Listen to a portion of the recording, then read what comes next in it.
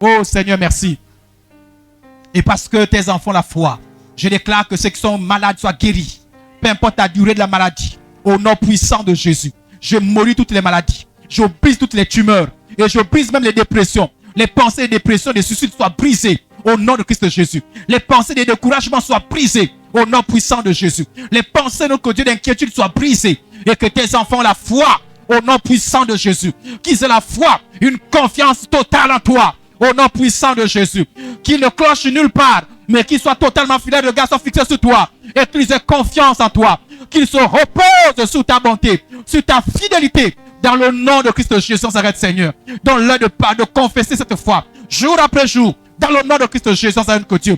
Et que parce qu'ils vont confesser, je déclare la victoire. Ils marchent dans la victoire. Au nom puissant de Jésus, on s'arrête, Seigneur. Et je prie que là, les blocages s'écroulent par la puissance de Christ Jésus. Je prie qu'ils aillent dans de nouvelles dimensions. Je prie qu'ils expérimentent de nouvelles. Donc que Dieu ait de grandes expériences avec toi. Au nom puissant de Jésus. Dieu tout-puissant, ta grâce descend sur eux. La grâce de guérison, la grâce d'enfantement, la grâce de mariage, la grâce de travail, la grâce de la promotion. Dans le nom puissant de Jésus. Dans le nom puissant de Jésus. Dans le nom puissant de Jésus. Oh Dieu, merci parce que tu les amènes à vivre des expériences de foi avec toi. Au nom puissant de Jésus. La foi est tout un chacun vivante. Vivante. Elle produit des fruits. À la gloire de ton nom. À la gloire de ton nom. À la gloire de ton nom. Ton nom est glorifié. Au nom de Jésus. Devient des témoignages vivants. Leur vie change par la puissance de Christ Jésus. Merci pour ta fidélité. Mon Dieu reçoit la gloire. Au nom de Christ Jésus. Amen. Amen. Alors nous sommes toujours dans le mois de la foi. Le thème c'est vivre par la foi. Vivre par la foi, c'est le thème de ce jour, vivre par la foi. Et le texte de base c'est Hébreux chapitre 10, le verset 38. Et mon juste vivra par la foi. Amen. Donc c'est Dieu par sa parole qui dit comment doit être son juste. Le juste doit vivre par la foi. Et quand on parle de vivre, ce n'est pas circonstanciel, c'est tous les jours. La foi, c'est accepter la parole de Dieu. Ça, c'est une autre définition qu'on peut avoir. La foi, c'est accepter la parole de Dieu. Placer sa totale confiance en cette parole. C'est ça la foi. C'est-à-dire qu'il y a des gens qui disent, ah, telle a la foi, telle n'a pas la foi. Mais comment se fait la distinction? Au niveau, est-ce que tel ou tel X ou Y a accepté sa foi de façon totale? Pas de façon partielle, mais de façon totale. Amen. Et notre cheminement, c'est au fur et à mesure que nous avons la révélation de cette parole, accepter cette parole et vivre selon cette parole. Vivre la foi, puisque le thème c'est vivre par la foi. Vivre par la foi, ce n'est pas essayer de croire si elle marche. Quand on parle de vivre par la foi, ce n'est pas essayer de placer sa foi lorsqu'on a un besoin. Autrement dit, la foi n'est pas circonstancielle. C'est-à-dire, bon, j'ai un problème, je vais essayer. Parce que le mot croire a double sens hein, dans la vie de tous les jours. Lorsqu'on dit je crois, ça veut dire quoi? Je ne suis pas sûr, peut-être. C'est là ce qui nous joue des tours. Et ce qui fait que lorsqu'on dit on croit en Dieu, on a l'impression aussi que c'est peut-être. Non, la foi en Dieu, ce n'est pas quelque chose qu'on essaye. Lorsqu'on essaye, pour Dieu, on n'a pas la foi. Ce n'est pas, bon, j'ai un problème, on me parle de Dieu, je vais essayer et puis je vais voir. Devant Dieu, ce n'est pas la foi. Voilà pourquoi certains sont frustrés quand on dit tu n'as pas la foi. Mais parce qu'on sent que tu essayes. Et toi-même, tu as le témoignage intérieur que tu es en train d'essayer. Essayer pour voir si cela marche est une forme d'incrédulité. Par conséquent, il est désagréable à Dieu. Souvent, lorsqu'on prêche l'évangile, on rencontre des personnes qui ont des difficultés. On leur dit, viens à l'église. Viens à l'église. Et puis, à l'église, certainement, tu as trouvé une solution. Il y a des gens qui viennent par politesse et qui viennent pour essayer, parce qu'ils sont en train d'essayer un peu chaque solution. Par exemple, dans des problèmes de maladie, ils ont essayé un peu les gangas, les médecins, on essaye un peu tout. Et on vient à l'église pour essayer. Lorsqu'on essaye Dieu, ce n'est pas la foi. Amen. Et cela, Dieu ne le tolère pas. On ne vient pas pour essayer Dieu. Soit on a la foi, soit on n'a pas la foi. Voilà. Soit on a la foi, C'est que la Bible dit, c'est quand tu viens, on te parle la parole de Dieu. On te présente la parole de Dieu. Tu l'écoutes. Soit tu l'acceptes, soit tu la rejettes. On va pas dire, bon, je me donne 1 mois pour essayer pour voir. Pendant que tu essayes, ça ne marchera pas. Parce que tu n'as pas la foi. Et à la fin, tu seras frustré. À la fin, tu vas être frustré. Mais j'ai essayé. Et voilà pourquoi même certains parfois, vous les voyez, j'ai essayé, ça n'a pas marché. J'ai prié Dieu, j'ai jeûné, mais ça n'a pas fonctionné. Pourquoi? Parce qu'on est venu avec une mentalité d'essayer. Essayer Dieu ne l'approuve pas. Parce que pour la Bible, la parole de Dieu est entièrement éprouvée. Quand la parole de Dieu est éprouvée, ça veut dire que la parole de Dieu est infaillible. Ça veut dire que la parole de Dieu, la Bible affirme que la parole de Dieu, elle est digne de confiance. D'une totale confiance. Donc quand on vient l'essayer, ce n'est pas agréable à Dieu. Ce n'est pas la foi. Et vous savez comme ça, dans les assemblées, beaucoup de gens qui sont venus essayer Dieu. Parce que ces personnes sont venues essayer. Bon, essayons pour voir si un jour on sera sauvé. C'est-à-dire on va à l'église, bon, on parle de salut, on va essayer. Ou bien on va essayer pour voir si on va obtenir la solution à notre problème. On essaye Dieu. Tant qu'on essaye Dieu, on n'est pas dans la foi. Amen. Et Dieu connaît les cœurs. Le pasteur ne connaît pas.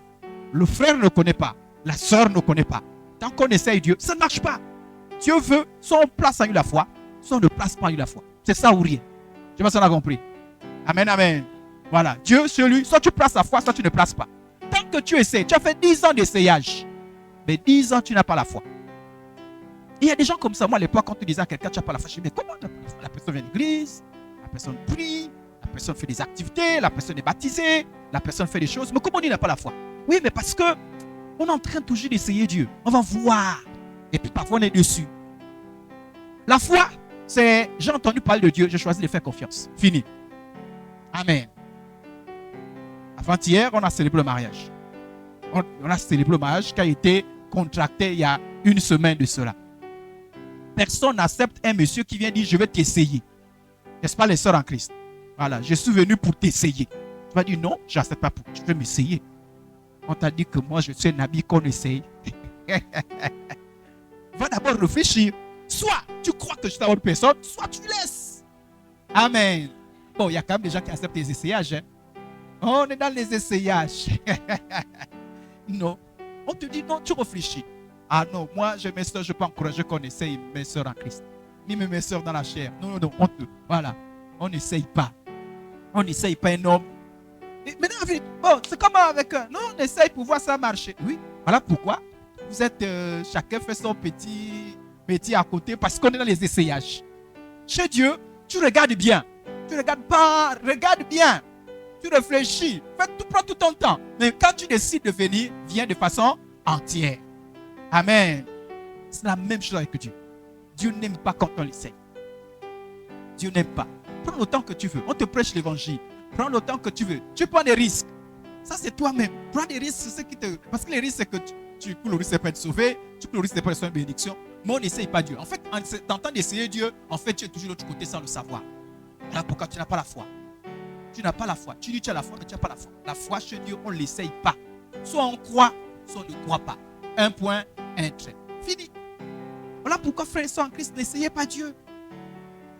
Ça dit, vous perdrez le temps. Et chez Dieu, hein, même si c'est 10 ans que tu l'essayes, 10 ans, tu resteras là. C'est pas la durée. C'est l'état de cœur. Est-ce que pour toi, c'est totalement Dieu? C'est vraiment totalement Dieu. On n'essaye pas Dieu. Et ça se voit que certains, vous voyez, quand on essaie Dieu, on est un peu méfiant. On s'engage un peu, mais pas trop. Parce qu'on va d'abord voir si ça a marché, ça ne marchera pas. Est-ce que, et comme on est dans l'onction du mariage là, ça dit, bon, je suis venu à Dieu, j'espère que Dieu me donnera une femme, un mari. Bon, mais quand même, hein, je me réserve le droit à un moment donné, si je sens que de faire ce que je veux. Je suis venu à Dieu pour voir s'il y a une visitation, une délivrance, une guérison. Mais je me réserve le droit. Vous voyez, il y a toujours ce côté. Parce qu'on essaie Dieu. Dieu, on ne l'essaye pas. Pourquoi? Parce que Dieu dit que Dieu est fidèle, Dieu est bon. Soit tu viens. Et il y en a certaines personnes qui ne reçoivent rien parce qu'ils sont en train d'essayer Dieu. Il ne faut pas essayer Dieu. Chez Dieu, si on plonge totalement, soit il n'y a rien. Amen.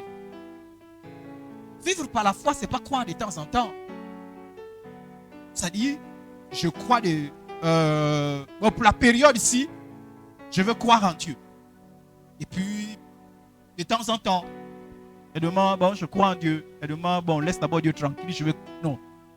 La foi, c'est une foi totale, à toutes occasions, en toutes circonstances. Alors, Élie s'approcha de tout le peuple et dit, jusqu'à quand clocherons-vous des deux côtés? Si l'Éternel est Dieu, allez après lui. Si c'est Baal, allez après lui. Le peuple ne répondit rien. C'est-à-dire qu'il y a des gens, vous ne savez pas s'ils croient en Dieu ou pas. C'est-à-dire de temps en temps un peu de Dieu, de temps en temps un peu d'idole, de temps en temps un peu de Dieu, de temps en temps un peu des hommes, de temps en temps un peu de Dieu, de temps en temps après leurs choses. Ce n'est pas la foi. C'est les hommes qui s'embrouillent dans ça, mais ce n'est pas la foi. Là, ce n'est pas la foi. La foi, voilà pourquoi Élie, il a vu ça chez le peuple d'Israël. De temps en temps, il croit un peu de Dieu, de temps en temps, il croit un peu chez Baal. Et Élie dit, mais attendez, vous perdez votre temps. Un peu de Dieu, un peu de Baal, en réalité, vous ne croyez pas. Vous ne croyez pas.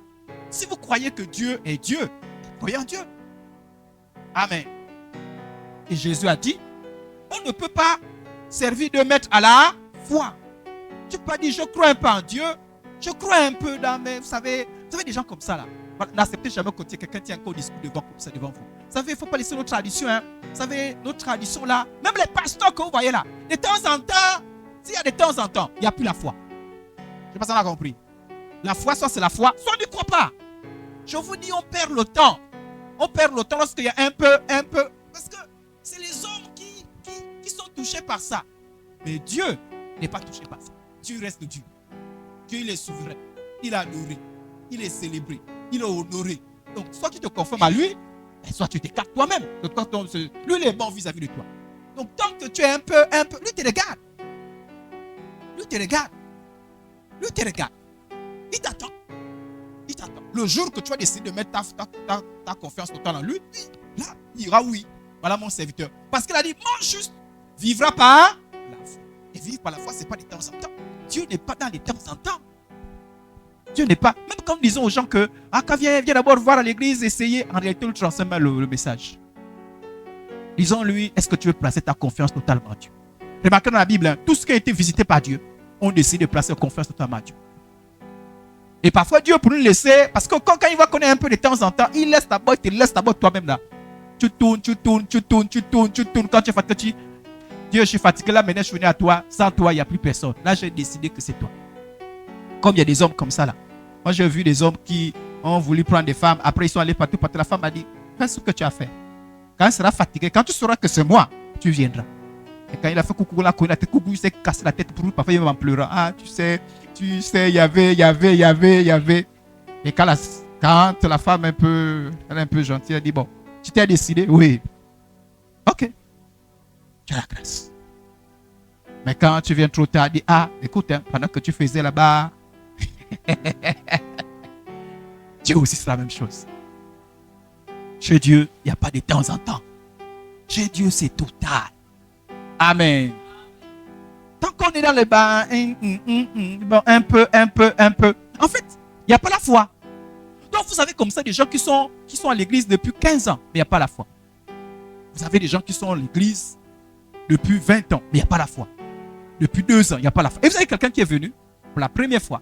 Il a placé sa foi. Chez lui, il n'y a pas 2 options. Chez lui, il n'y a pas 2 pensées. Chez lui, il n'y a que Dieu. C'est-à-dire que chez lui, c'est seulement Dieu. Je vais encore regarder où. Moi, c'est seulement Dieu. Mort, vivant. Moi, c'est Dieu. Voilà. Donc, vous voyez, il a la foi. Boum, miracle. Oh, Dieu fait la combine. Non. La foi. Mais comment moi, je suis un cacique, ça fait 10 ans que moi, je prie, je jeûne. Oui, dans ton cœur, ça cloche un peu. Mais il n'y a pas la foi. Attention, hein. Il ne faut pas dire, moi, je ne cloche pas. Moi, c'est la foi. Dieu va éprouver ça. Il y a des choses, Dieu va éprouver ça. Dieu éprouve. Amen. Voilà. Parce que si Dieu demande, bon, qui est un peu, et qui est pour de bon? C'est sûr que pour va dire, moi, mais c'est bien, c'est l'engagement que chacun doit prendre. Mais sache que Dieu va t'éprouver. Et à un moment, Dieu va fermer un peu les vannes pour voir jusqu'à quand. Vous voyez, non? Tu essayes rien. Après, tu dis, revenons au mariage comme à l'onction de mariage. Oh, je t'aime. Le mari perd l'emploi. Un mois, on a encore le zèle. Le Seigneur est vivant.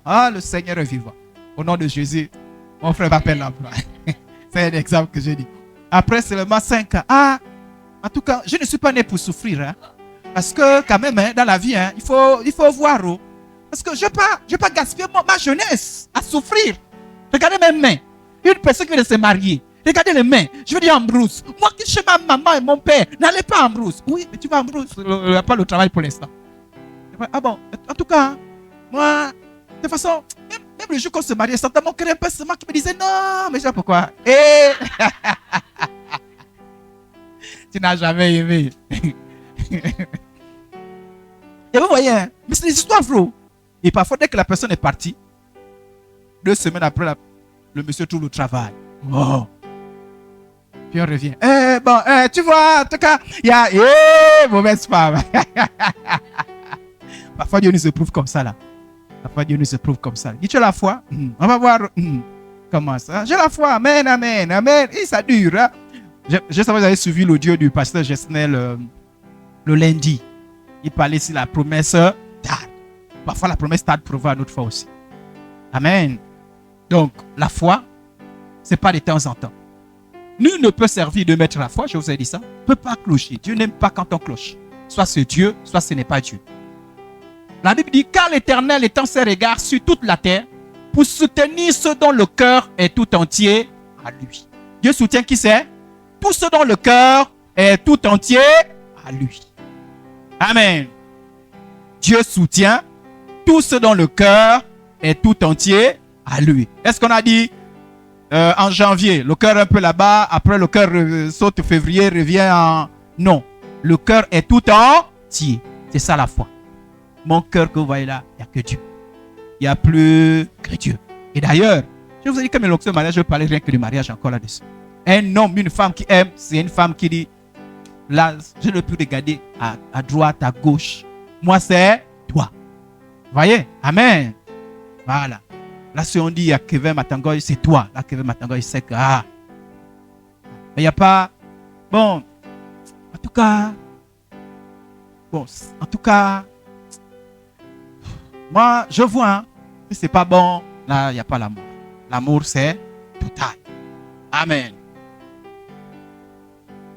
Une personne peut recevoir, alors, je vous explique un petit principe. Une personne peut recevoir un miracle simple par grâce, mais pas par la foi. Je vous explique un peu ça. C'est-à-dire, Dieu, il arrive que Dieu intervienne dans la vie de quelqu'un et opère un miracle sans que tu n'aies eu la foi. Hein. Parce que les gens priaient. Tu viens, oh, prière, guérison, prière, délivrance. Mais Dieu sait que tu as échoué parce que tu n'as pas eu la foi. Mais Dieu, dans sa grâce, t'a accordé quelque chose. Et je vous prends une petite illustration. Vous venez, vous avez besoin, par exemple, que Dieu vous délivre. Dieu vous délivre, vous guérisse, vous donne une bénédiction. Et peut te décourager. Dieu l'a vraiment. Et puis un jour, Dieu vous guérit. Et Dieu vous délivre. Vous venez rendre témoignage. J'ai lu le Seigneur parce que Dieu m'a guéri. Tu as failli dans ta foi. Ta foi n'était pas authentique. Parce que tu n'as pas gardé la foi jusqu'au bout. Même si tu as eu guérison, même si tu as eu délivrance, mais ce n'est pas à cause de ta foi. Parce qu'à un moment donné, tu as douté. À un moment donné, tu t'es découragé. À un moment donné, tu as failli. C'est la grâce de Dieu. Or, il y a des gens qui, peu importe les circonstances, restent corrects dans leur foi. Amen. Mais Dieu veut trouver en tout temps. Dieu veut trouver en tout temps la foi. Dieu veut que dans ses rapports avec ses enfants, qu'il y ait toujours la foi. Parce que la foi rend un témoignage à Dieu. Amen, amen. La foi, c'est comme un parfum de bonne odeur pour Dieu. Dieu veut la foi. Dieu veut la foi.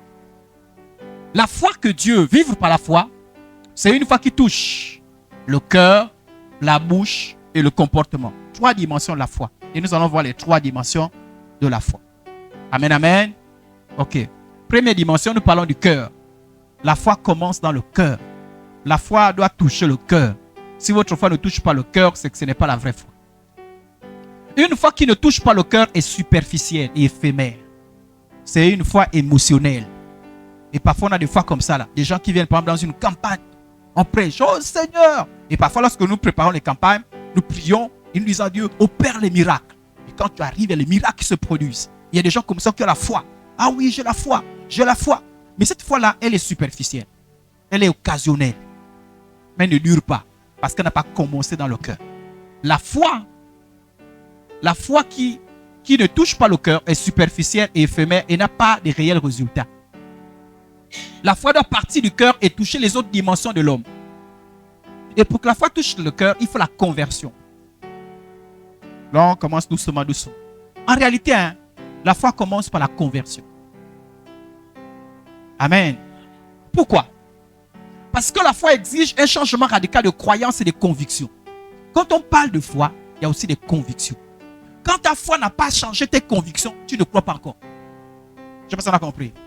Tu ne crois pas encore. C'est-à-dire que tes convictions ne sont pas changées. Je vous dis, les convictions déterminent ce qu'une personne est. Vous allez voir par exemple qu'il y a des gens qui sont convaincus que aller par exemple chez un ganga, c'est une bonne chose. Vous allez voir que donc quand il y a un problème, la personne résiste. Ah oui, non, je ne suis pas chez un ganga. Parce que le pasteur a dit, parce que l'église a dit. Mais dès que c'est trop, la personne retrouve ses convictions. Parce que dans son cœur, aller chez le ganga, c'est bien. Je ne sais pas si vous comprenez. Parce que dans son cœur, mais ses convictions n'ont pas changé. C'est juste circonstanciel. Un jour, je parlais avec des jeunes et je leur parlais de la musique mondaine. Et puis, pour essayer un peu de créer un débat, je dis, mais la musique mondaine, pourquoi vous dites qu'elle est mauvaise? Hein? Qui trouve que la musique mondaine est mauvaise? Ah oui, les doigts. Qui trouve que la musique mondaine est bonne? Donc, j'ai levé le doigt pour montrer l'exemple. Puis, il y a un d'eux qui a regardé, il a dit, mais ça a montré, a levé le doigt. Moi aussi, j'ai levé le doigt. Je trouve qu'elle est bonne, la musique mondaine. Puis, ils ont dit, oh! Il a dit, alors, moi, j'ai mis, à l'époque, c'était les cassettes. J'ai mis mes cassettes à côté. Moi, je ne comprends pas. Vous voyez, la personne n'a jamais compris le pourquoi on était la musique mondaine. Donc, la personne a mis entre parenthèses la musique mondaine juste parce qu'on a parlé à l'église. Et elle pensait là trouver une faille pour repartir vers ses convictions. Et elle pensait que le responsable soutenait ça. Et ses convictions sont remontées. On a eu le temps d'expliquer, dans l'espoir que cette fois-ci, il avait compris pourquoi il n'est pas bon d'écouter les musiques mondaines. Donc il y a des choses parfois qu'on essaie de changer, mais les convictions n'ont pas changé. Tant que tes convictions n'ont pas changé, il n'y a pas encore la vraie foi. Regardez, la Bible dit que Dieu est bon. Il y a des gens qui n'ont jamais cru que Dieu est bon, je vous dis la vérité. Ça dit, ils soupçonnent, la dernière fois je vous parlais de ça. Les gens ont de soupçonner Dieu, si Dieu peut faire, si Dieu est pour eux, si Dieu est contre eux. Mais quand il y a un problème, quand il y a des problèmes, c'est des gens qui facilement abandonnent Dieu. Parce qu'ils estiment que Dieu, ils ne voient pas trop la bonté. Ils ne croient pas la bonté de Dieu. Donc la foi exige la conversion. Avant Christ, nous on n'est pas né avec la foi. Hein? On n'est pas avec la foi. Amen. On est ensemble? La foi vient avec la conversion avec Jésus-Christ. On n'est pas né avec la foi. Quand on parle de foi avant Christ, c'est le fait simplement qu'on croit à quelque chose, mais la foi en Christ, la foi biblique, on n'est pas né avec ça. Elle commence où? À la conversion. Avant Christ, on avait nos croyances en nous. Et pas ça. Avant Christ, on avait nos croyances, on avait nos convictions, on avait des dispositions de cœur, on avait nos pensées qui étaient là comme des forteresses. Mais lorsqu'on se convertit, on renonce à tout ça là. On renonce. On ne peut pas aller avec Christ sans renoncer à ses anciennes croyances. Parce que les anciennes croyances empêchent la foi, tuent la vraie foi. Il faut que tu renonces à ça. Il faut que tu dises, avant je pensais que c'était comme ça, Dieu était comme ça, il fallait faire comme ça. Maintenant que je suis en Christ, je renonce à ça. Alléluia. Alléluia. Avant, je pensais que les rituels que je faisais pouvaient me protéger. Mais je comprends qu'en vérité, celui qui protège réellement, c'est Dieu. Et je n'ai plus besoin de ces rituels. C'est Dieu qui me protège. Je renonce à mes croyances. Parce que tu n'as pas renoncé, que tu as perdu le mari, on va te dire, si tu ne fais pas tes rituels, tu auras la malédiction. Puisque tu n'as pas renoncé à ces convictions-là, elles sont toujours là. Tu pars à l'église, non? Tu sais que c'est mauvais, non?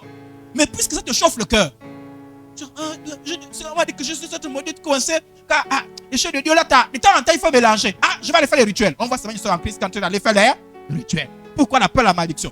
Pourquoi? Parce qu'elle pense que si elle ne fait pas ça, elle sera maudite. Il faut qu'elle fasse ça.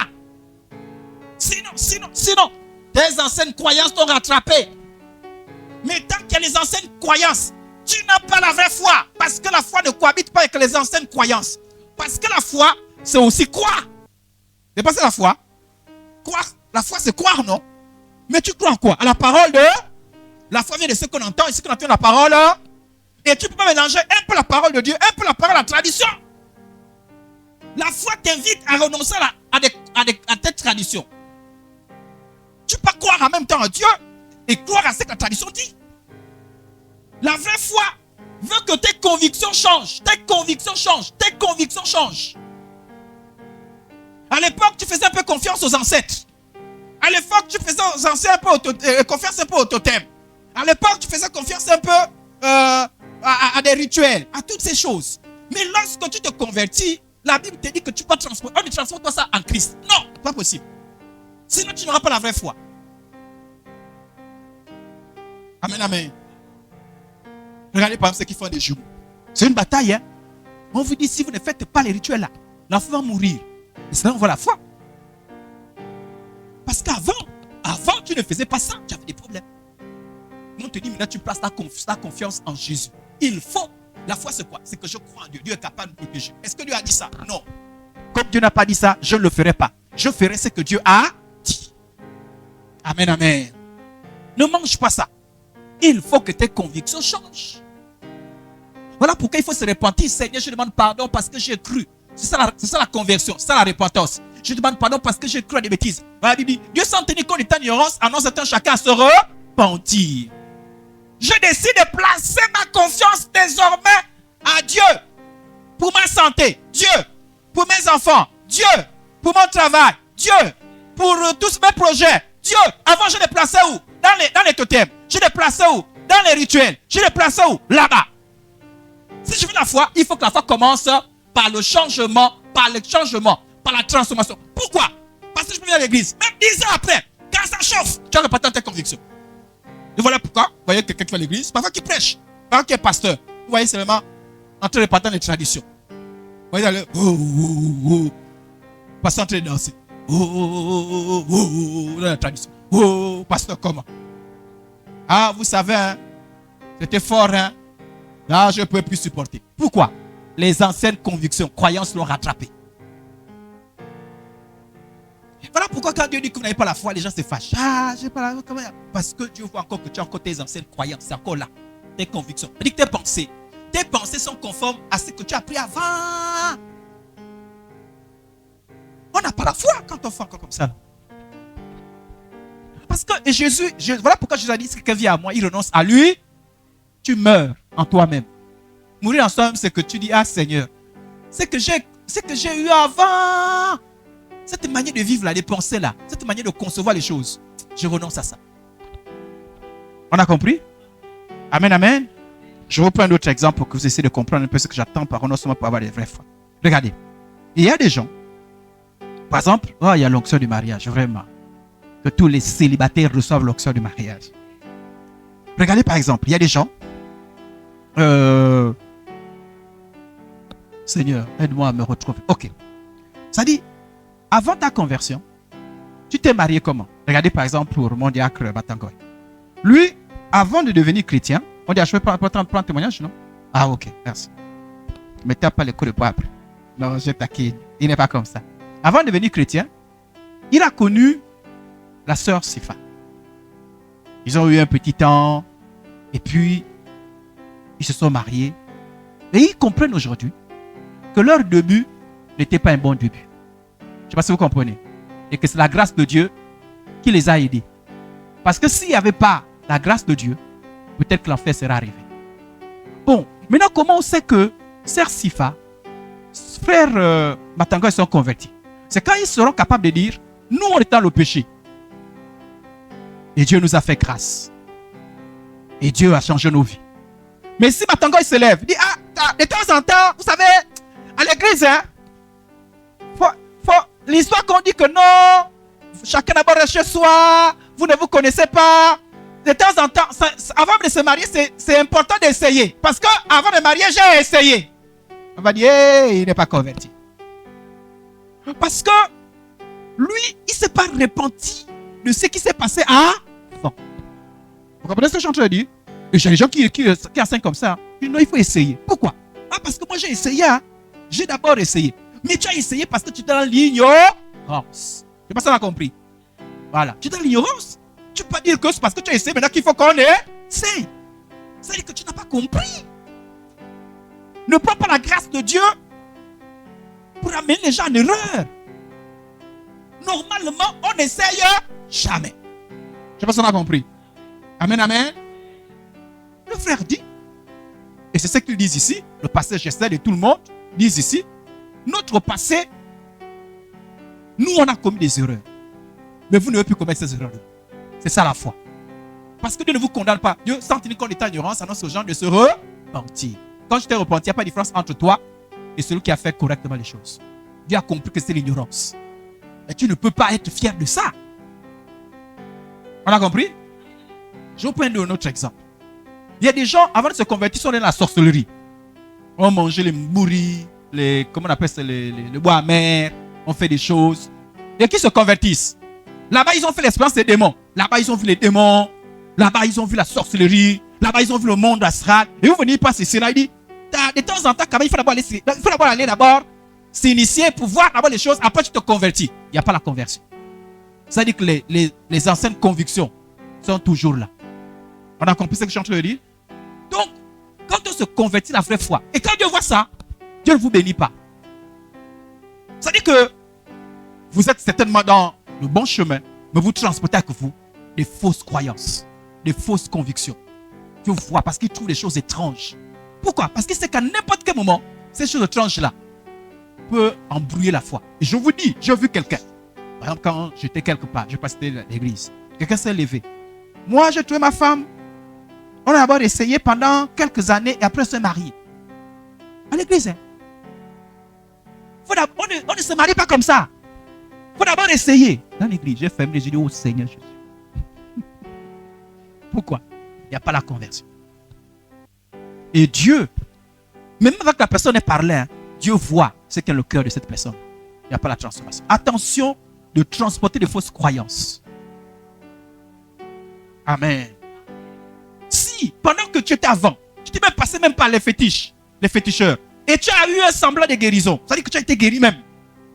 Comprends que c'est la grâce de Dieu. Ne dis pas, hein, moi quand j'étais petit, hein, les féticheurs m'ont guéri. Non, vous voyez les choses de Dieu là, de temps en temps, quand c'est pas, il faut d'abord aller. Tu es converti désormais. Et tu continues à prôner la puissance des féticheurs au détriment de la puissance de Dieu. Tu n'es pas converti. Tu n'as pas la foi en Dieu. Amen. Tu es encore dans tes anciennes convictions. C'est bon parler? Lorsqu'on se convertit, et ça il faut faire attention, frère et soeur, que j'ai commencé par là. Parce que tu peux dire, oui j'ai la foi, croyez un jour, oh Seigneur, je n'ai que toi, Seigneur, je n'ai que toi. Ouh! Mais tu as tes anciennes convictions. Et vous voyez des gens comme ça là, qui possèdent encore les fétiches. Et pourtant, ils sont à l'église. Il y a des gens qui ont encore les janks. Et pourtant, ils sont à l'église. Et puis il y a des gens qui croient encore que le citron va les protéger. Ils sont à l'église. Il y a des gens qui croient encore que le sel va les protéger. Ils sont à l'église. Ils sont à l'église, toujours. La Vierge Marie, mon ami, Vierge Marie. Ils sont à l'église.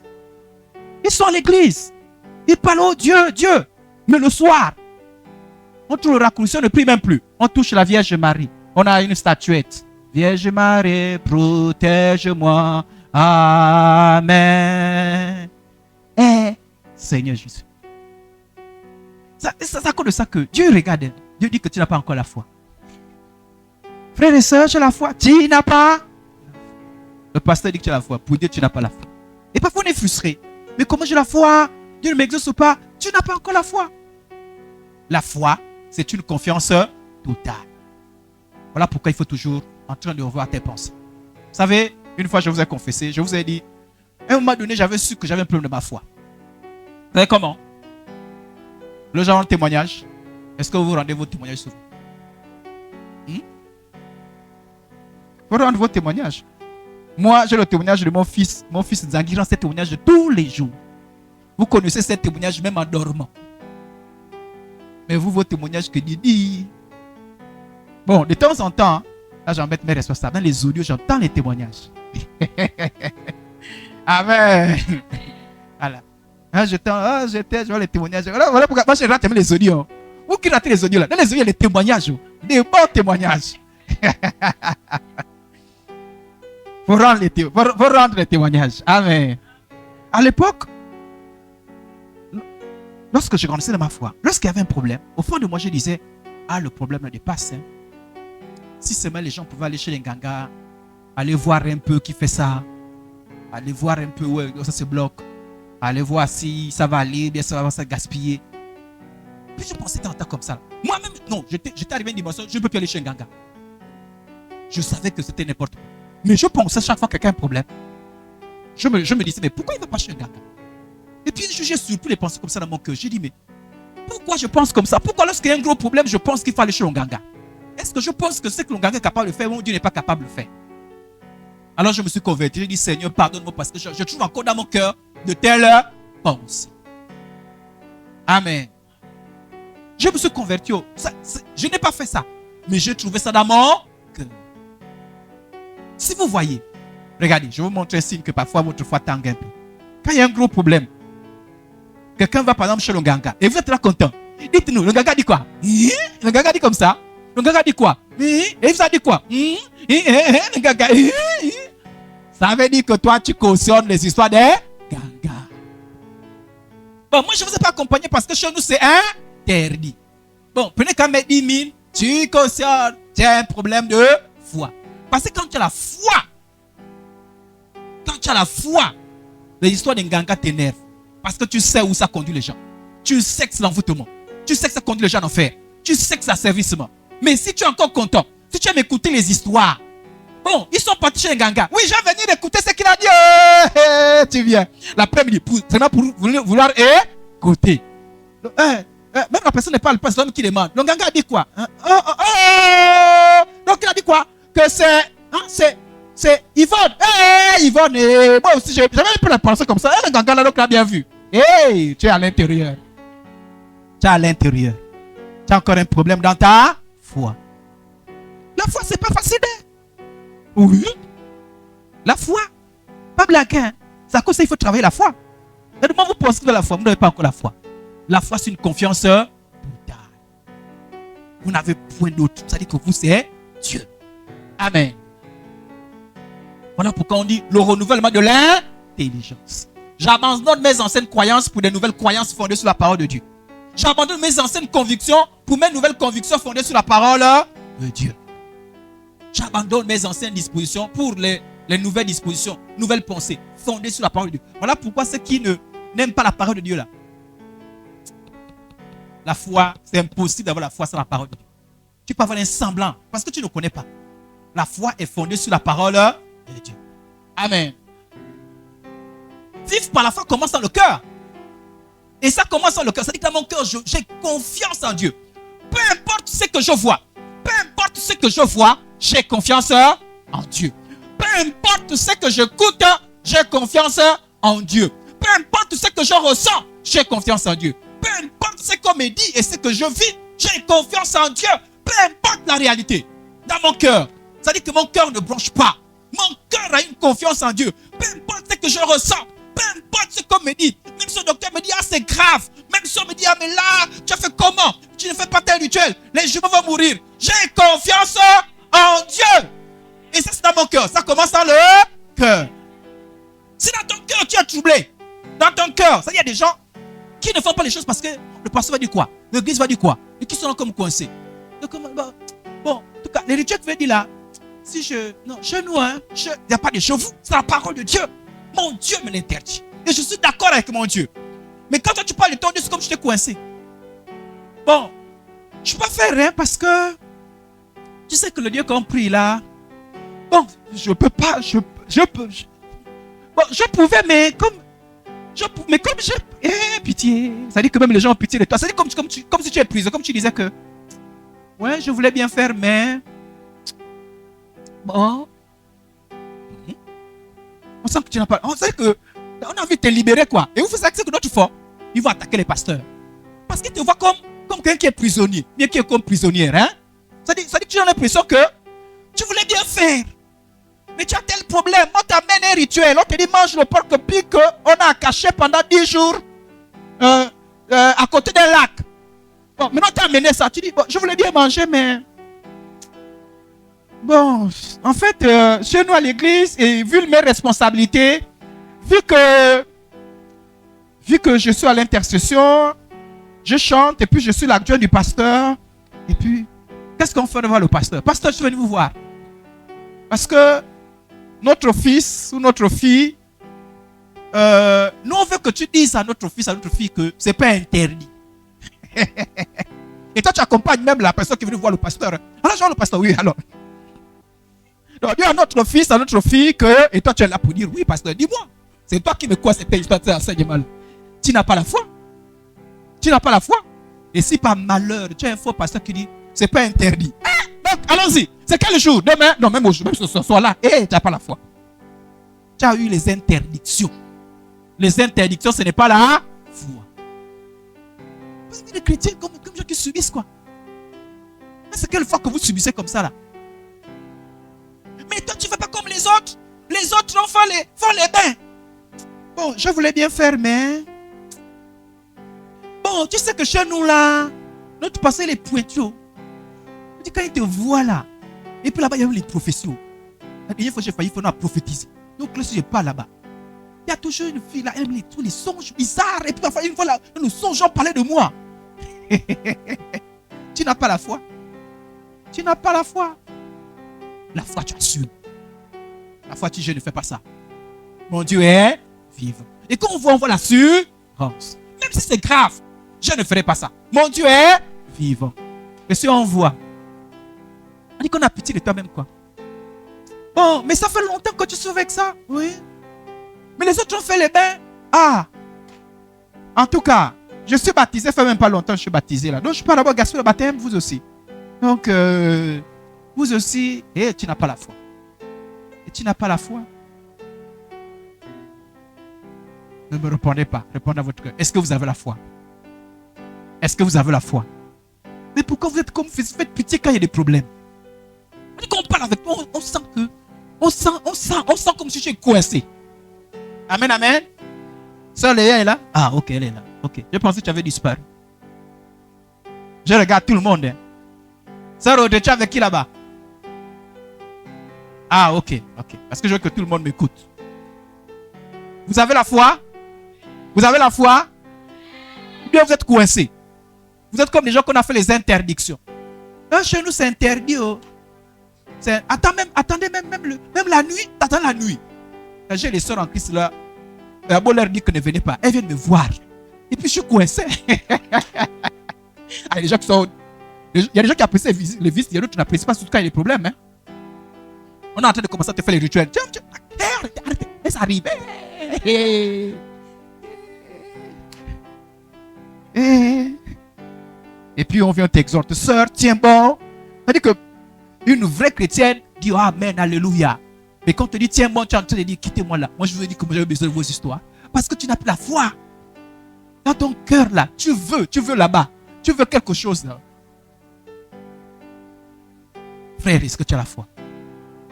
Tu as la foi mon frère? Va voir la foi. La foi sans le cœur. Et cela se ressentir.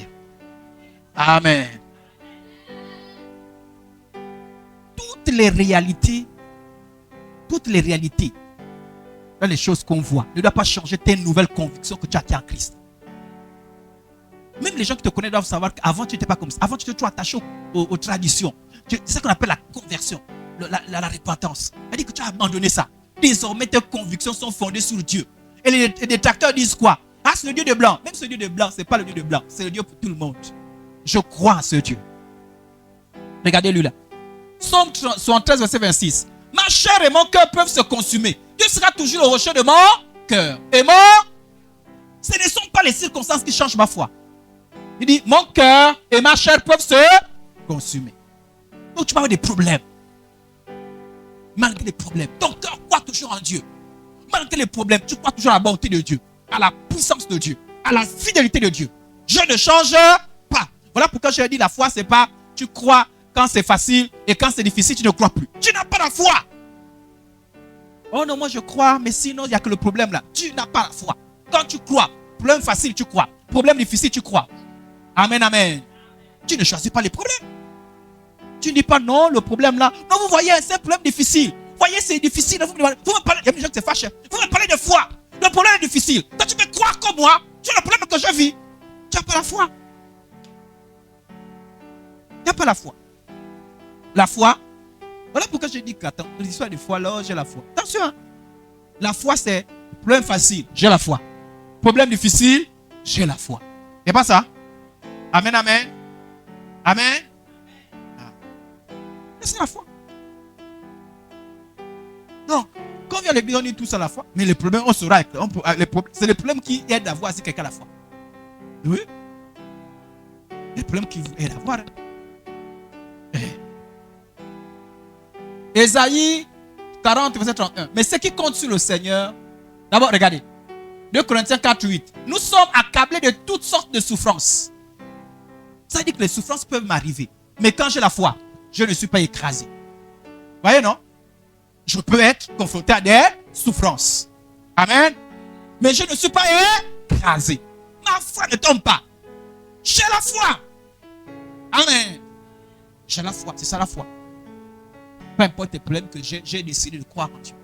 Vous voulez que je croie encore à qui? Vous voulez que j'aille encore où? Vous voulez que je fasse quoi? Vous voulez que j'ai des convictions? Mes convictions, c'est Dieu. Mes convictions, c'est Dieu. Voilà pourquoi on t'amène les mauvais témoignages. Ah, mais tu connais tes pasteurs, non? Mais il a failli. On s'en fout. Est-ce que moi j'ai cru en lui? J'ai cru au pasteur Idriss. J'ai cru en Dieu. Amen. Lui peut faillir, mais pas moi. Moi, j'ai cru en Dieu. Il peut me servir de modèle. Je prends ce qui est bien chez lui, ce qui est mauvais, je ne prends pas. Amen. Donc, peu importe les circonstances, je ne suis pas écrasé. Parfois, mon cœur est comme embêté par les inquiétudes, mais non désespéré. Voilà pourquoi, les histoires là, les chrétiens, oh, je suis dans la dépression. Depuis que vous avez vu un chrétien qui est dans la dépression. Quand vous prenez les trucs des blancs là, parce que les blancs sont trop, je suis dépressif. Et puis vous voyez, il y a des chrétiens qui, non, je sens que je souffre de dépression. Ah non. Qu'est-ce que ça veut dire la dépression? La dépression, c'est quand tu es triste et tu n'as plus d'espérance. En fait, en bon français, tu es en train de dire que là, tu me vois, je n'ai plus d'espérance. Mais comme dépression, ça fait joli. Ça fait même, non, je souffre de la dépression. Le docteur a dit que même les païens ont vu que tu manques d'espérance. Bon, moi, je ne souffrirai jamais de dépression. Comment vous pouvez dire que ça veut dire que tu n'as pas d'espérance? Un chrétien n'a pas toujours d'espérance. Donc, quand les problèmes arrivent, vous n'avez plus d'espérance. Oh! Oh! Un chrétien qui n'a plus d'espérance. Même c'est les païens qui te consolent, quoi. Non, mais ça va aller. Tu sais, tu dis non, je suis dans la dépression. Je suis dépressive. Ça fait joli, hein? J'ai la dépression. Vous blaguez que ce soit dépression. Vous savez que les fous ont commencé comme ça, là, non? Non, j'ai pas vu. Il y a des gens qui ne sont pas fous parce qu'il y a eu la sorcellerie, hein? Parce qu'il y a cette histoire de dépression, là. Mais je suis dans la dépression. Moi, quand tu es dépressif, moi, je te fuis. Parce que moi, toi, tu n'as plus d'espérance. Moi, j'ai l'espérance. Toi, on va marcher comment? Toi, tu dis que tu n'as plus d'espérance. Moi, quelqu'un qui a la dépression, mais te causer des problèmes tous les jours, plus tu es dans la dépression. Il ne faut pas venir mettre ta dépression sur moi. Moi, j'ai toujours l'espérance. Non, quelqu'un qui a des problèmes et qui a l'espérance, oui. Tu as des problèmes, oui. Tu as l'espérance, oui. Mais ne venez pas me dire, je suis dans la dépression. Les gens qui ont l'habitude de dire, je suis dans la dépression. Enlève-moi les histoires là. Oh. Vous connaissez le mot que le mot avait dit. Vous avez vu dans la Bible quelqu'un qui a dit qu'il était dans la dépression. Mais comme vous voyez, les chrétiens blancs, ils sont dans la dépression. Mais vous voyez la dépression, non, ça pousse au suicide. Ça les pousse, c'est des gens, quelqu'un qui est là, qui ne travaille plus, qui ne travaille plus. Comme je suis dans la dépression. La dépression. Dépression. Oh, c'est vite des trucs comme ça.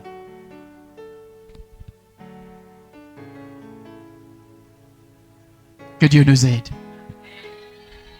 On dit, ceux qui comptent sur, mais ceux qui comptent sur le Seigneur reçoivent les forces nouvelles.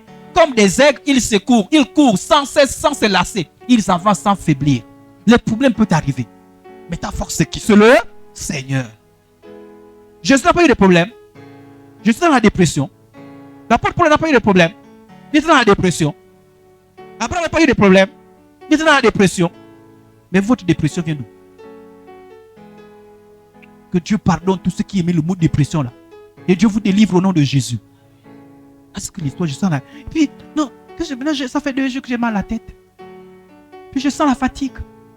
Je sens la dépression. Waouh! Tu as appris ça à la télévision. Donc toi, ta télévision, c'est pour aller chercher la dépression, quoi. Tu n'as pas vu aussi MCTV qu'on est en train de encourager la foi de quelqu'un. Et puis on met sur le statut, merci sur en Christ. Je souffre de dépression. Et puis tu es fier de ta dépression, quoi. Je vous dis la vérité. Je te vois à distance. Bonjour soeur, bonjour soeur. Bonjour frère, bonjour frère. Que Dieu te fortifie là-bas. Là-bas, reste avec ta dépression. Ah oui. Je peux faire 2 heures à quelqu'un qui est dépressif. Sauf s'il vient t'aider.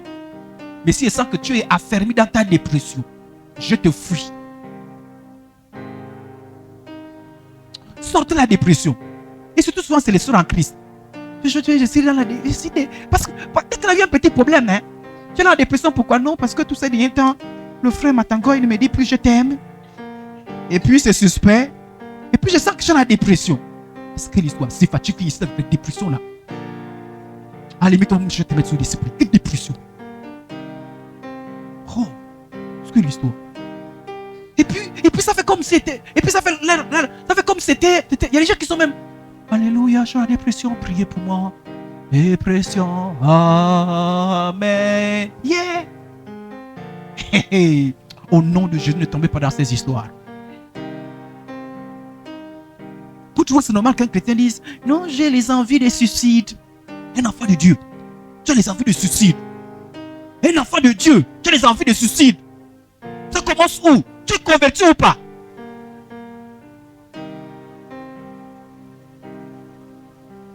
Tu as un problème dans ta foi. Tu peux avoir des problèmes, mais les envies de suicide viennent d'où? Et puis tu fais comme si tu dire quoi? Non, mais ça ne dépend pas de moi. Mais tu blagues avec ça. Tu ne sais pas que c'est un démon. La dépression, le suicide, tu ne sais pas que c'est les démons. Ça c'est des choses, même la pensée, tu dis au nom de Jésus. Toi-même. Même quand quelqu'un te dit, oh tu as la dépression. Non, au nom de Jésus. Amen. Il n'y a pas de gens dépressifs ici là. Il n'y a pas les dépressions ici. Il n'y a pas les envies de suicide ici là. Amen. Tu peux avoir des problèmes, oui, on te soutient. Mais ton espérance est dans le Seigneur. Mais pas dans la dépression. Les sœurs, vous êtes des femmes de caractère, de foi. Amen. Ne soyez pas des... Parce que... Qui vous a dit que... Et puis il y a des gens qui pensent que non, quand je dis que je suis dépressif comme ça, le mari va m'aimer. Je suis dans la dépression. Et puis le mari est là, mon amour, il a dépressé. Si on t'aime à cause de la dépression, tu es en danger. Quand j'étais enfant, j'avais un cousin qui est tombé malade. Bouscule la diaconesse. Un peu. Diaconesse, ne dors pas. Je suis en train de rendre un témoignage. Peut-être tu vas te souvenir. Mais là, tu ne connaissais pas. J'avais un cousin qui était malade. Et puis quand il est tombé malade, on l'a amené les yaourts. On l'a amené les fruits. Je suis venu lui dire, tu as fait comment pour tomber malade? Parce que j'ai envie aussi de tomber malade pour amener les yaourts. Est-ce que c'est une bonne pensée ça? On peut avoir les yaourts sans tomber malade, non? On peut aussi demander, non? Mais moi, comme j'étais enfant, je pensais qu'il faut... Puisque je l'ai vu, on l'a donné les yaourts quand il est tombé malade. Bon, toi, pourquoi tu veux que... Pourquoi te disent, oh non, mais chérie, pourquoi tu es dans la dépression? Je suis dans la dépression, pourquoi on me dit chérie, chérie? Et puis notre soeur voit, oh, on a même donné un cadeau. Pourquoi? Non, la dernière fois, je dis que tu es dans la dépression. Non, oui, on m'a donné le cadeau. Et puis notre soeur dit, que moi, je suis dans la dépression aussi. Dépression. Oh. Au nom de Jésus, changez. Amen. Ayez un caractère. Les femmes et les hommes de foi. Amen. Je peux encore avancer un peu? Josué et Caleb n'ont pas changé de conviction devant les géants de Canaan. Ils croyaient que leur Dieu est capable de les donner Canaan. Et ils sont allés regarder Canaan, ils ont vu qu'il y avait des géants. Mais leur cœur n'a pas changé. Quand tu as la foi, tes convictions ne changent pas, peu importe les obstacles. Je reprends. Quand tu as la foi, tes convictions ne changent pas, peu importe les obstacles. Si je crois que Dieu guérit, peu importe le nom de la maladie, je crois toujours que Dieu... Ne pas comme ils disent, non, mais ça c'est une maladie. Il y a toujours les mauvais exemples. Je vous dis souvent, qui part à l'école pour être échoué? Est-ce qu'à l'école, il n'y a pas de gens qui échouent? Mais quand je pars à l'école, c'est pas être admis, non? Moi, on te dit, il y a 2 pasteurs qui ont eu la maladie, ils sont morts. On s'en fout. Moi, je choisis de croire. Parce qu'il y a aussi des gens qui ont eu des maladies là, ils ne sont pas morts et ils ont été guéris. Pourquoi toi tu veux que moi je prenne le mauvais exemple? Pourquoi vous dites pas à vos enfants, oui, il y a des enfants qui sont partis à l'école, ils ont échoué. Donc toi aussi, ressemble aux échoués. Qu'est-ce qu'ils disent ces enfants? Mais pourquoi vous voulez ressembler aux mauvais exemples? C'est 2 pasteurs qui sont morts à cause de cette maladie. Vous savez pourquoi ils sont morts? Pourquoi vous voulez ressembler? Pourquoi vous ne choisissez pas toujours? Il y a des gens qui captent facilement les mauvais exemples. Pourquoi vous ne choisissez pas toujours les bons exemples? Ah, mais vous savez, il a eu tel problème et puis il ne sait pas en sortir. Pourquoi toi toujours dans ta tête, tu as que les mauvais exemples? Pourquoi? Pourquoi vous n'avez que les mauvais exemples? Vous êtes des chrétiens. C'est-à-dire que vos exemples, vos témoignages, c'est-à-dire que même quand à l'église, quand on vient rendre des témoignages ici, là, oh non, vous savez, j'ai voulu me marier, ça a commencé et puis ça a échoué. Le témoignage que tu as reçu, c'est celui-là. Tu n'as pas reçu le témoignage qu'il y a quelqu'un qui a voulu se marier et puis qui a réussi à se marier et qui est marié. Dès qu'on parle du mariage, tu sais non, tu sais Charlotte, elle voulait se marier non, ça a bien commencé et puis elle a échoué. Donc, garde le témoignage, garde, tout ce témoignage te donne la foi, une mauvaise foi, garde ça, voilà pourquoi tu échoues, parce que tu as les mauvais témoignages. Tu vois non, il y avait Alex, on l'a dit que non, il y avait Clémentine qui voulait mais Alex est resté là, jusqu'à aujourd'hui, pas des femmes. Et toi aussi tu es là avec ton histoire d'Alex, continue avec l'histoire d'Alex. Tu vas ressembler à Alex. Moi, je prends les bons exemples. C'est pas ce que la Bible dit. Mais pourquoi vous prenez toujours les mauvais exemples? Donc, on veut vous exhorter. Toi, tu ne connais pas. Donc, regarde. La tumeur là. Tu as vu le mot tumeur, non? Tu as entendu? Albert. Tu connais de quoi il est mort? À cause de la tumeur. Moi, je viens t'exhorter. Tu me parles d'Albert qui a eu la tumeur, qui est mort à cause de la tumeur. Donc, tu as pris l'exemple d'Albert, non? Tu as la tumeur aussi, non? Ressemble à Albert. Moi, je ne vais pas te parler d'Albert. Je ne connais pas l'histoire d'Albert. Et je ne veux pas que tu ressembles à Albert. Je te prends l'exemple de Timothée, qui a eu la tumeur, qui a été guéri à cause de sa foi. Je dis, Timothée a eu la tumeur et tu peux être guéri. Amen. L'autel couple avait des problèmes d'enfants. Après 5 ans de prière, ils ont eu des enfants. Voilà l'exemple que je te prends. Mais ne prends pas l'exemple. Tu vas dans non, ils ont fait. Et puis, jusqu'à présent, il n'y a rien. Non.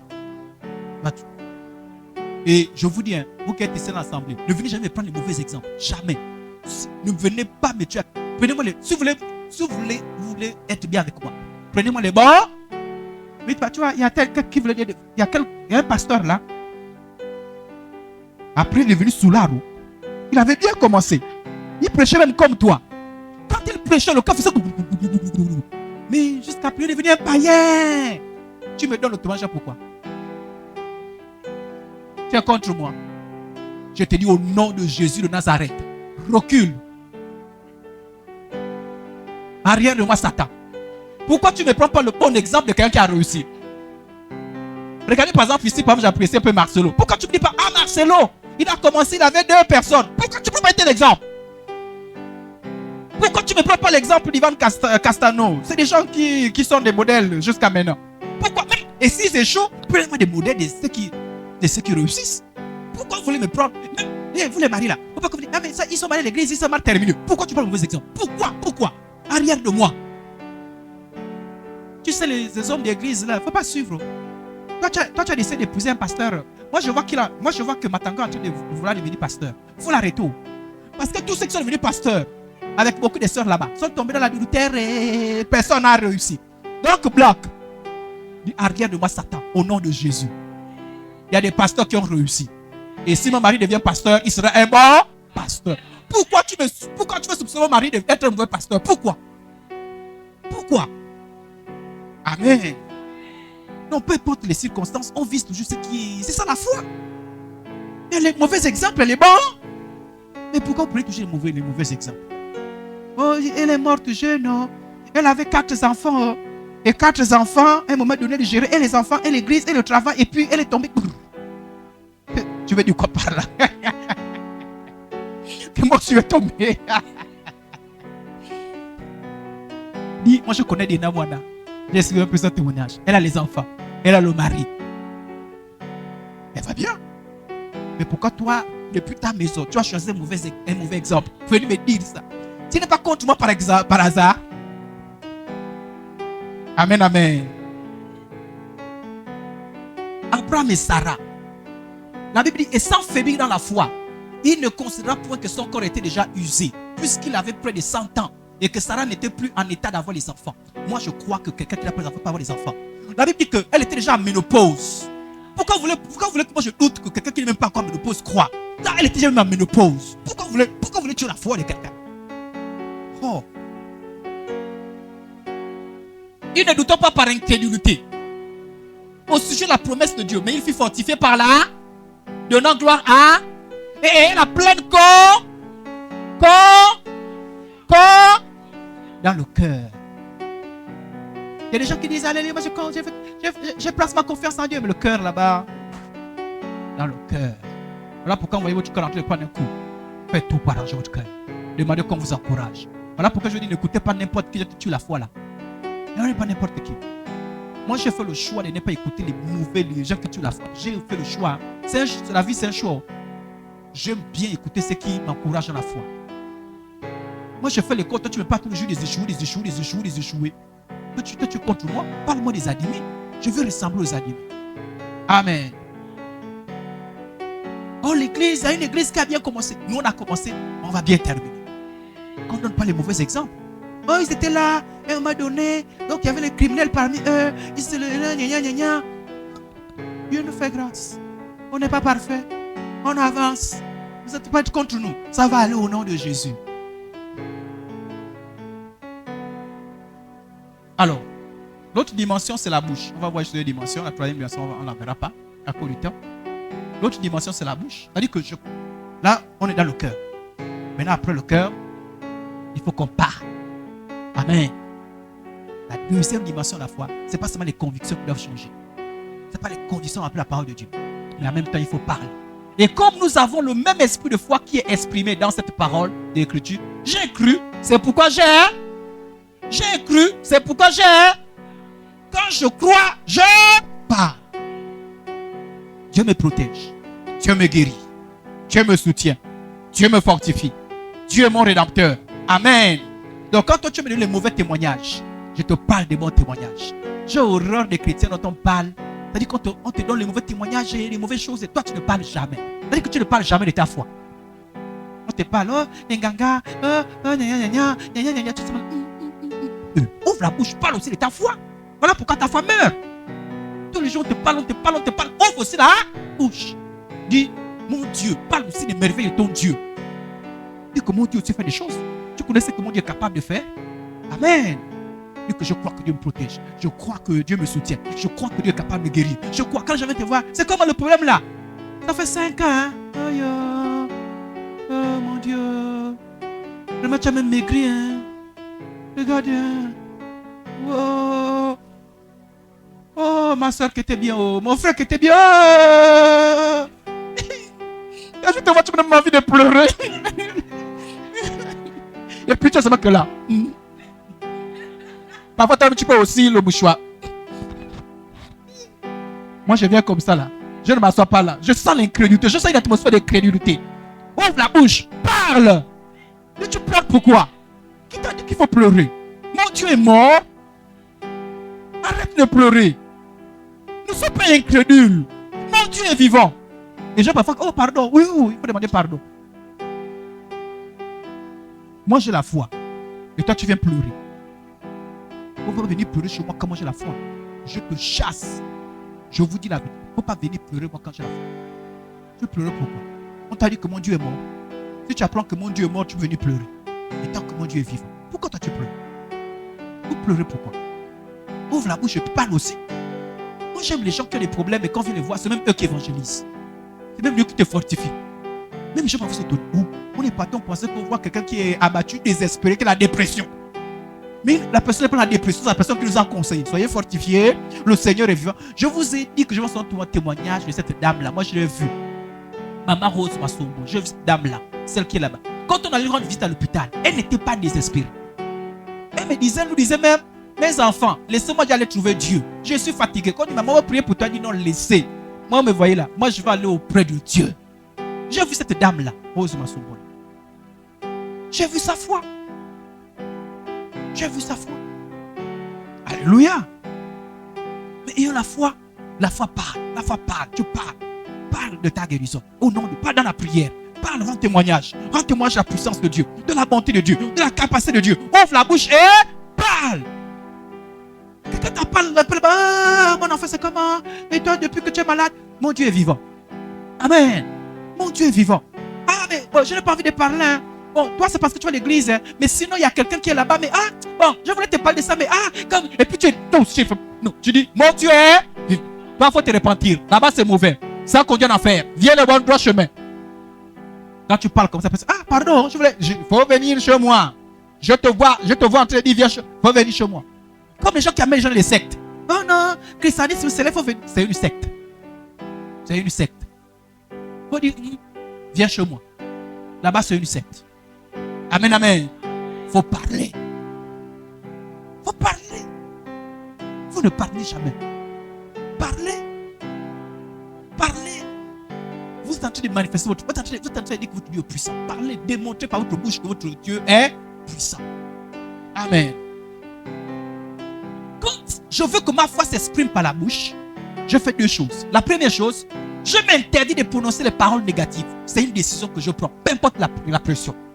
Moi, j'ai pris cette décision-là. Je ne sais pas où vous l'avez prise. J'ai dit, peu importe les problèmes, je refuserai de me maudire. Peu importe le problème, vous verrez, je me suis interdit. Si vous me voyez dire ça, c'est la faiblesse, veuillez rapidement m'encourager rapidement. Peu importe le problème, vous verrez jamais dire, je vais mourir. Moi, je me suis interdit ça. Amen. Je me suis interdit. Est-ce que dans mon cœur, Dieu dit que je vais mourir? Non. Il y a des gens que Dieu a dit tu vas mourir, et leur cœur était en paix, et ils voulaient bien partir déjà. Dieu leur a averti. Il y a des gens que Dieu a averti. Tu vas mourir, averti à l'échelle. Et ils étaient contents. Mais Dieu ne t'a pas dit ça. Et tu sens dans ton cœur qu'il faut que tu fasses encore. Il faut que tu fasses encore les choses de Dieu. Et pourquoi tu commences à certainement je vais mourir. Qui t'a dit ça? Je me suis interdit de me condamner moi-même par mes propres paroles. Je vais rester pauvre. Je vais rester célibataire. Je vais rester sans enfant. Je vais rester sans travail. Toi-même, tu te condamnes. Quand tu veux marcher, ta bouche là, peu importe la pression, peu importe les problèmes, je refuse de prononcer le contraire. Amen. Voilà pourquoi. Si moi je refuse, je ne permets pas, même si tu es docteur, parle tes histoires, mais ne dis pas de mauvaises choses sur moi. Tu vas mourir dans 2 jours, ne mourrai pas dans 2 jours. Au nom de Jésus. Pourquoi tu me dis ça? Personne n'est jamais, depuis la maladie, personne n'a jamais retrouvé la santé. Moi, je vais retrouver la santé. Moi, j'ai suivi le témoignage même des médecins qui sont convertis parce qu'ils ont une mauvaise chose. La personne a dit, mon Dieu est vivant. Et quand la personne a témoigné, 2 jours après, il y a eu un miracle. La personne est venue. Le docteur est venu. Oh, mais comment? Je t'avais dit que mon Dieu est vivant, non? Le docteur a dit, non, je me convertis. Parce que tu as honoré Dieu. Apprenez à honorer Dieu. Interdisez-vous de vous maudire vous-même. De vous condamner. On peut tomber malade. Est-ce que toute maladie forcément va amener la mort? Mais pourquoi tu te tues toi-même déjà à l'avance? On a encore la douleur. La douleur, ça. Plus c'est la douleur, plus tu proclames. Amen. Amen. Voilà. Moi, une fois, je me suis réveillé. J'avais du mal à voir. Je ne voyais pas clair. Je ne sais pas ce qui s'était passé. Je voyais flou quand on était encore à l'école là-bas. Quand j'ai dit ça à ma femme, je voyais flou. J'avais du mal à voir. Je ne sais pas pourquoi. Je voyais flou. Et j'avais l'impression qu'il y avait des trucs. Et j'ai pensé à tout. J'ai pensé à tout. Hypertension qui m'empêche de voir. J'ai pensé à tout. Et quand c'est comme ça, les pensées viennent, j'ai lutté pendant 3 jours. Au nom de Jésus. Le sang de Jésus dans mes yeux. Je vois. Ça fait mal. Je déclare, je vais voir. Ça fait mal. Je déclare, je vais voir. Je verrai au nom de Jésus. C'est parti, non? Non, c'est parti. Plus jamais. Vous savez, parfois c'est les démons. Dès que vous cédez, vous dites, c'est sûr que je ne verrai plus de ma vie. Hey! Sur la base de ta parole, les démons viennent.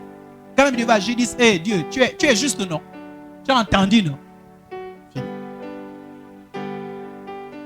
Donc le démon pousse les gens, vous savez, Il y a des choses que Dieu respecte au libre arbitre. Il y a des choses que Dieu ne fait pas dans votre vie. Si vous êtes mouillé déjà vous-même par votre propre bouche. Et les démons veulent toujours mettre la pression pour que tu parles mal. Ne parle jamais mal de toi-même. Même si ça fait même combien, 3 mois, tu n'as pas l'argent. Ne dis pas là, je sens que toute ma vie c'est la pauvreté. Fini. Voilà pourquoi je te souhaite des mauvaises paroles. Ouvre la bouche.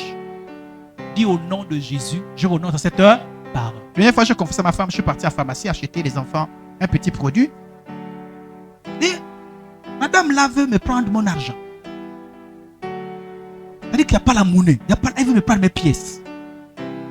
Elle veut me garder mes pièces et tout ça là. Bon, je sens que tout est fait pour me récupérer les pièces. Et non, moi je me restais 2300. Elle m'a gardé les 300 et les 2000. Je me suis rendu compte qu'il y avait un sirop que je n'avais pas acheté. Je demande, elle me dit le sirop c'est 2000. Donc je me rends compte qu'en fait je sors de là même pas 100 francs. Et je déclare une parole. Je dis, hey, tout mon argent est resté chez vous. Je suis sorti.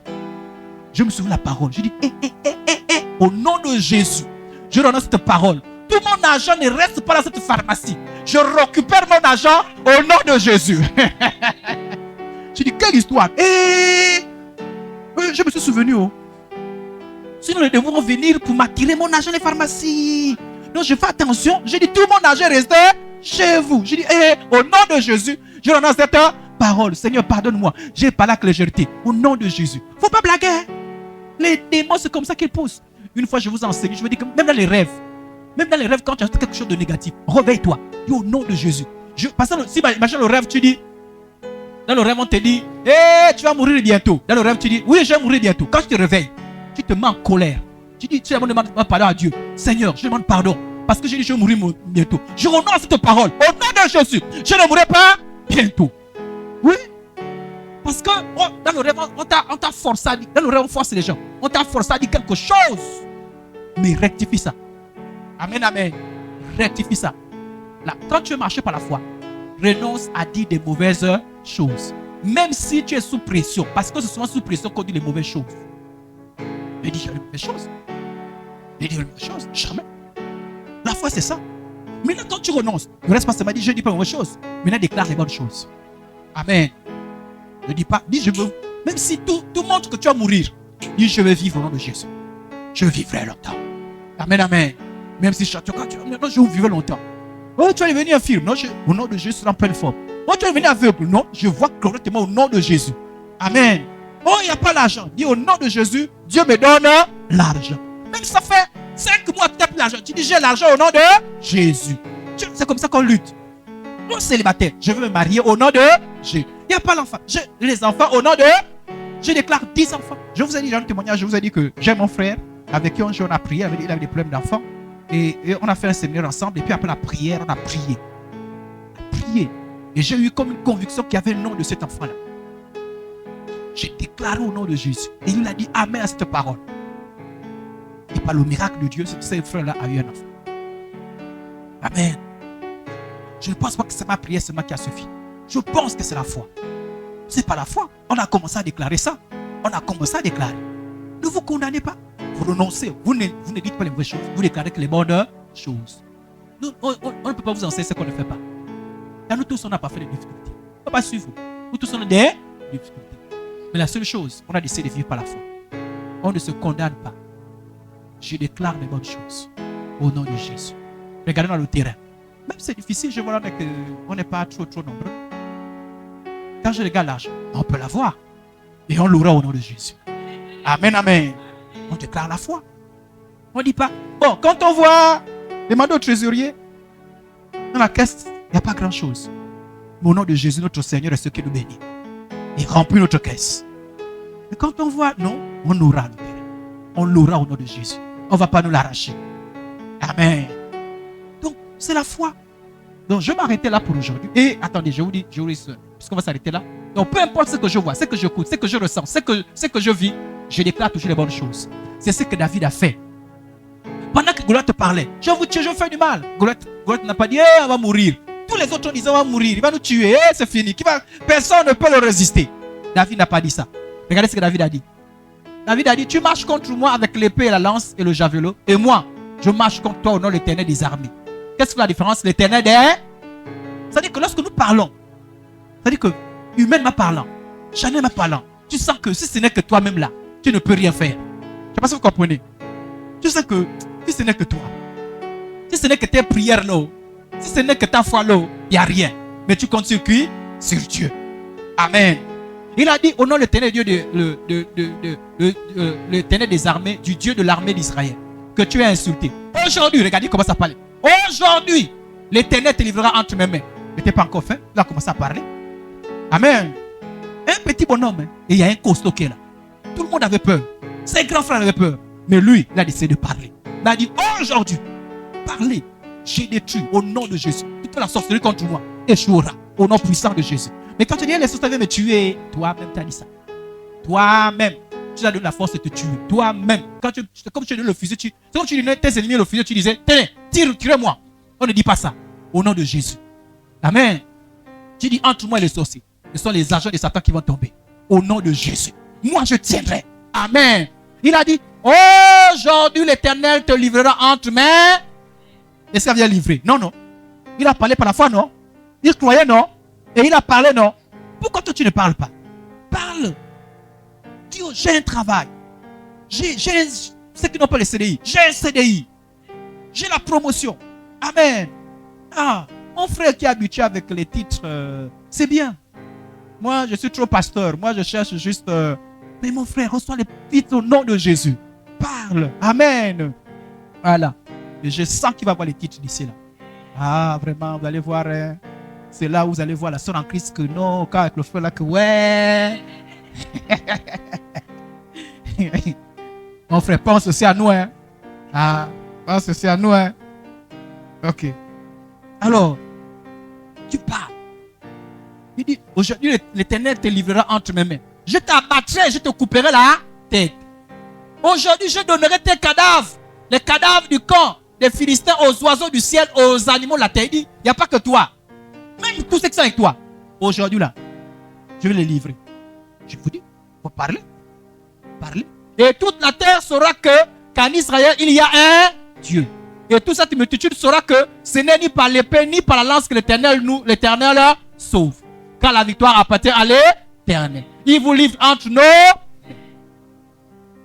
Parfois même les gens qui parlent avec vous sont même des sorciers. Ils parlent, vous êtes intimidés. Parlez, moi tu es vivant. Je ne mourrai pas. Je suis vivant. Je suis jeune. Ah, tu vieillis. Je ne vieillis pas au nom de Jésus. Amen. Parlez. Quand tu crois, tu parles. Quand tu crois, tu... Même par rapport au péché. Hein. Ah, le péché est dur. Non, je sortirai de tel péché. Amen. Je sors de tel péché. Ah, mais le mensonge là, oh non, je marche dans la vérité. Je suis un saint, je suis une sainte. Vous n'avez pas remarqué que je suis un saint? Vous pensez que c'est comme ça là? La Bible dit que je suis un saint. Moi aussi je dis ça. Mais vous avez remarqué, plus je dis ça, plus je ressemble à un saint. Vous ne voyez même pas que je suis un saint. Mais la Bible dit que tous sont des saints, non? Mais toi tu es toujours, ah, moi, pauvre pécheur, pauvre, et continue avec pauvre pécheur là-bas. La Bible dit que je suis un saint. Je dis, je suis un. Voilà. Ma femme, je dis ça devant les païens. Je dis, il y a un saint. Il regarde comme ça. Et il dit, je suis un saint. Je suis un saint. Regardez bien, je suis un. Et là, ils cherchent des occasions. Hein. Ils cherchent des occasions pour dire, mais tu n'es plus un saint. Mais ils cherchent, ils ne trouveront pas au nom de Jésus. Je suis un saint. Amen. Vous êtes des saints. Amen. Vous êtes des saintes. Amen. Voilà. Même la victoire sur le péché. Donc, il faut parler. Quand tu parles, c'est comme je suis prophétisé. On termine avec ce verset-là. Ézéchiel 37, verset 1 à 6. La main de l'Éternel fut sur moi et l'Éternel me transporta en esprit et me déposa dans une vallée remplie d'eau saumon. Donc il voit un endroit, il y avait les eaux et... C'était une vision.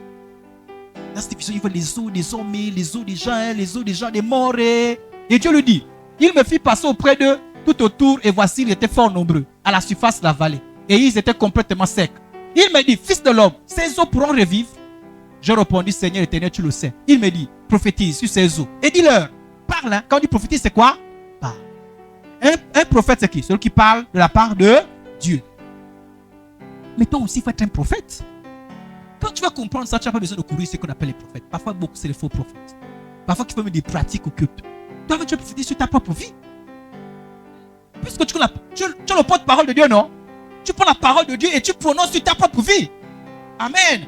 Tu prononces sur ta maison, sur ta famille, sur ton église. Je déclare. La Bible dit quoi? Que dans toutes nos entreprises répondront le succès. Tu prends ça, tu proclames ça. Seigneur, tu as déclaré. Tu prophétises. Je prophétise sur MIV qu'il y aura le succès. Je prophétise sur mes affaires qu'il y aura le succès. Amen. Tu prophétises. Mais tu ne parles jamais. Tu ne parles que... faut parler. Et je vous donne aussi un secret. Apprenez aussi à parler dans les vies des autres. C'est ça les visites, non? Tu vas voir, sœur, voilà. Je déclare au nom de Jésus que tu trouves un travail. Tu as un CDI. Tu as une bonne situation. Je déclare au nom de Jésus que tu as une voiture. Ah, elle a dit Amen. Ah. Amen. Prophétisez. Amen. Et les responsables ont toujours prophétisé sur les membres. Mais vous là, je bénis le Seigneur que je vous dis Amen. Et de moment on parle là, le Seigneur va vous bénir. Chez les autres.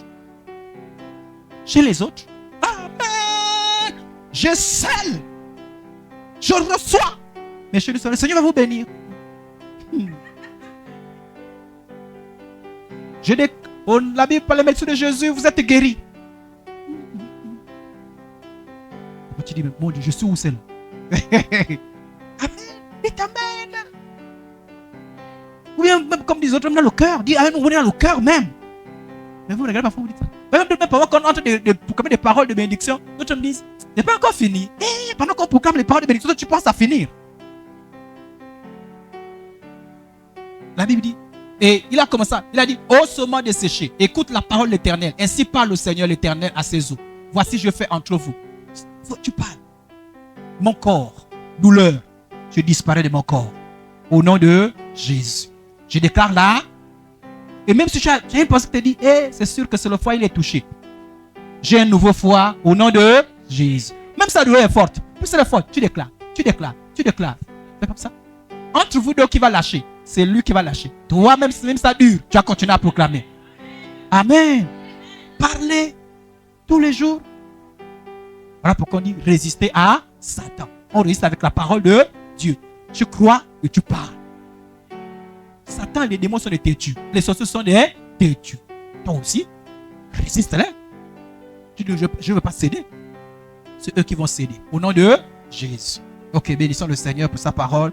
Et demandons à Dieu la grâce de vivre, de croire et de parler notre foi. Prions.